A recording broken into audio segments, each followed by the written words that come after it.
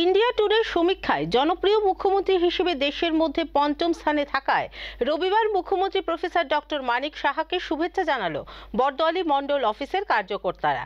এদিন এক সাক্ষাৎকারে মানুষের এবং রাজ্যের উন্নয়ন করাই মূল লক্ষ্য বলে উল্লেখ করেন মুখ্যমন্ত্রী। ইন্ডিয়া টুডের এক সার্ভে অনুযায়ী দেশের বিভিন্ন রাজ্যের মুখ্যমন্ত্রীদের মধ্যে জনপ্রিয়তার দিকে ৫ নম্বর স্থানে রয়েছেন ত্রিপুরার মুখ্যমন্ত্রী প্রফেসর ডাক্তার মানিক সাহা।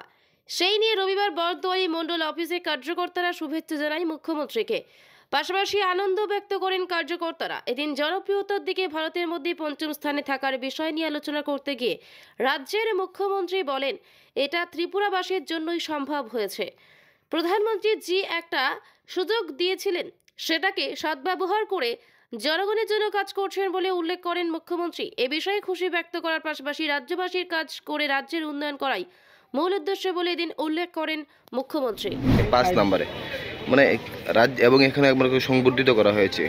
মানে রাজ্যবাসীকে কি বলবে এবং আগামী দিন কিভাবে উন্নত করার জন্য? না, দেখুন, আমাকে ফিফথ পজিশনে রেখেছে, আমিও দেখেছি কালকে এটা কিভাবে হয়েছে। আমি শুনলাম যে তারা বোধহয় একটা সমীক্ষা করেছে ইন্ডিয়া টুডে, সেই সমীক্ষায় আমাকে ফিফথ পজিশন রেখেছে। আমি এটা আমি না, অ্যাকচুয়ালি আমাদের ত্রিপুরাবাসীর জন্যই এটা সম্ভব হয়েছে। আমি একটা সুযোগ পেয়েছি, মাননীয় প্রধানমন্ত্রী যে আমাকে একটা সুযোগ দিয়েছে, সেই সুযোগের সদ্ব্যবহার করে মানুষের জন্য কাজ করার চেষ্টা করছি। এতে পপুলারিটি কি হলো না হলো সেটা তো আমার জানা ছিল না। তো যাই হোক, আমি ত্রিপুরার বাসীর হয়ে আমি ইন্ডিয়া টুডেকে আমি ধন্যবাদ দিতে চাই যে আমাকে এই জায়গায় রেখেছে। আগামী দিনে আরও কী কী কর্মসূচি মানে রাজ্যবাসীর জন্য থাকবে? রাজ্যবাসীর জন্য তো করতেই হবে, আমাদের মানে যে জায়গায় খামতি আছে সেই জায়গায় আমাদের পৌঁছতে হবে।